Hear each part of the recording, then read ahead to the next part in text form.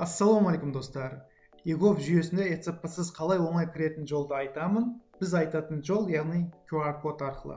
Кеше цифрлық даму, инновациялар және аэроғарыш өнеркәсіп министрі Асқар Жұмағалиев мырза Facebook парақшасында енді QR код арқылы басқа да мемлекеттік порталдарға осындай жүйе енгізуді ұсынды.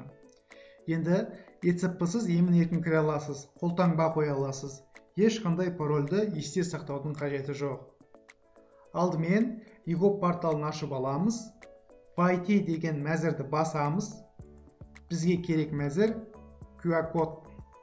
Көріп отырғаныңыздай бізге керек EGOV Mobile қосымшасы. Оны тек ресми Apple Store немесе Play Market'тен тегін жүктеп алсаңыз болады. Телефонды аламыз. Play Market деген жерге EGOV Mobile деген сөз жазамыз. Көрсетілген қосымшаны өзімізге жүктеп аламыз. Мен қазір өзіме Play Market'тен орнатып жүктедім. Енді сол приложениеге кіріп, жоғарғы бөлігіндегі камераны басамыз. Сканер камераны браузерді QR кодқа апарып сәйкестендіреміз. Бірер секундтан кейін системадан толық авторизацияны өтесіз де EGOV порталына емін-еркін кіре аласыз.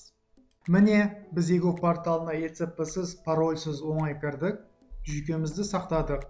Қорытындылай келе, бізге тек EGOV мобильді приложениясы керек. Сіздермен болған IT әлем каналы, бізбен бірге болыңыздар.